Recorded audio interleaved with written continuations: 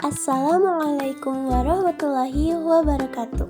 Kami dari kelompok 6 ingin menjelaskan sedikit tentang reproduksi virus. Anggota kami terdiri dari Khairun Nisa, Haifa, Muhammad Aldi, Nisrina, Zaskia, dan Zulfi.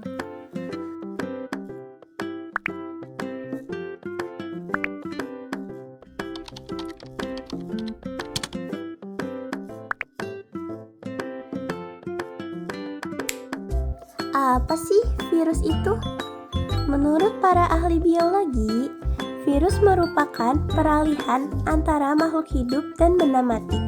Dikatakan peralihan karena virus mempunyai sebagian ciri-ciri makhluk hidup, yaitu dapat berkembang biak, tetapi juga memiliki ciri benda tak hidup, yaitu dapat dikristalkan. Jika dibandingkan dengan makhluk hidup, virus mempunyai ciri tersendiri. Salah satu ciri virus mirip dengan organisme parasit obligat, yaitu hanya dapat berkembang biak dalam sel hidup. Berbeda dengan organisme parasit, virus hanya memerlukan asam nukleat untuk bereproduksi dan tidak memerlukan aktivitas metabolisme di dalam tubuhnya. Virus bersifat aseluler atau tidak mempunyai sel. Virus bersifat aseluler atau tidak mempunyai sel karena tidak memiliki bagian-bagian yang ada pada sel. Apa? Virus tidak memiliki sel. Tapi kok virus bisa bereproduksi, sedangkan yang bisa bereproduksi itu hanya sel? Penjelasan. Jadi, ketika virus berada di lingkungan atau di luar inang, virus hanya berupa partikel mati. Virus nggak bisa ngapa-ngapain. Virus nggak bisa bereproduksi juga. Ketika virus masuk ke dalam tubuh makhluk hidup lainnya atau masuk ke dalam tubuh inang, virus secara otomatis akan menginfeksi DNA atau RNA sel inangnya. Jadi virus itu memanfaatkan bahan-bahan yang ada di dalam sel inang untuk bereproduksi. Ketika sel inang bereproduksi, DNA atau RNA virus itu akan ikutan bereproduksi di dalam sel inangnya. Jadi virus itu sebenarnya cuma numpang aja. Yang reproduksinya itu adalah sel pada tubuh inang. Tetapi berhubung DNA atau RNA virus ada di sel inang, makanya ikut bereproduksi juga. Ada dua cara perkembangbiakan virus. Yang pertama ada daur litik, yang kedua ada daur lisogenik. Nah, sekarang mari kita dengarkan penjelasan tentang daur litik terlebih dahulu. Pengertian daur litik. Daur litik adalah siklus reproduksi atau replika genom virus yang pada akhirnya akan menyebabkan kematian bagi sel inang tempat virus hidup. Virus hanya dapat melakukan replikasi pada siklus ini atau dengan kata lain disebut dengan virus virulen. Pada daur litik terdiri dari 5 tahap sebagai berikut. A. Tahap absorpsi. Pada tahap ini, bagian ujung ekor virus reseptor menempel pada dinding sel bakteri. Proses penempelan ini hanya terjadi pada virus tertentu. Jadi, dengan kata lain, proses penempelan virus bersifat sangat khas. Setelah menempel, virus akan segera mengeluarkan enzim lisozim untuk melubangi dinding sel inang. B. Tahap penetrasi. Pada tahap ini, DNA atau RNA virus masuk ke dalam sel inang melalui penambatan lempeng ujung, kontraksi, dan penusukan pasak. Bagian tubuh yang masuk ke dalam sel inang hanyalah asam nukleat, sedangkan bagian kapsid tetap berada di luar dinding sel dan akan terlepas dengan sendirinya setelah tidak berguna lagi. Selanjutnya C. Tahap sintetis, replikasi, eklifasi.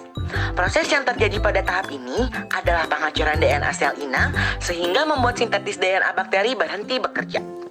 Setelah proses ini berhasil, DNA bakteri kemudian digantikan oleh DNA atau RNA virus sehingga virus mampu mengendalikan secara utuh kehidupan dari sel bakteri. Hal ini bertujuan untuk membuat salinan asam nukleat virus DNA atau RNA yang kemudian membentuk berbagai komponen tubuh virus seperti ekor dan kapsid. D. Tahap perakitan. Setelah melalui tahap ketiga, tahap selanjutnya merupakan peraktikan tubuh virus yang masih terpisah-pisah, seperti kepala, ekor, dan serabut ekor menjadi virus yang utuh. Selain itu, kapsid utuh yang terbentuk juga kemudian diisi oleh DNA atau RNA, sehingga proses reproduksi berhasil menciptakan virus baru. Pada fase ini, virus yang dihasilkan bisa mencapai 100-200 buah loh. Tahap lisis atau litik. Pada tahap ini, kerja enzim lisogim tidak hanya untuk melubangi dinding sel inang saja, tetapi juga membuat dinding sel mengalami perpecahan di akhir fase reproduksi virus. Pecahnya dinding sel kemudian diikuti oleh pelepasan virus-virus baru yang telah siap melakukan replikasi ulang dengan menemukan sel inang baru.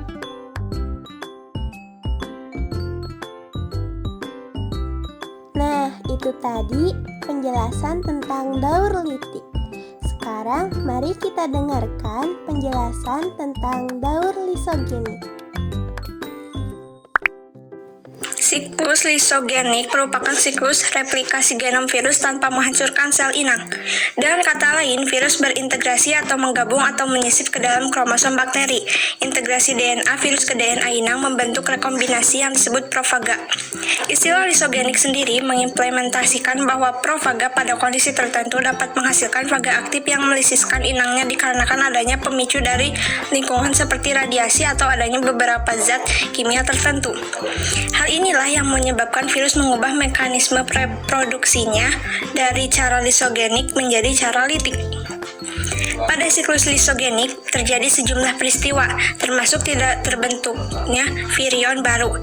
Sel inang mengandung profaga gabungan DNA virus dengan kromosom sel inang, dan sel inang tidak rusak atau tidak mati, bahkan dapat membelah diri.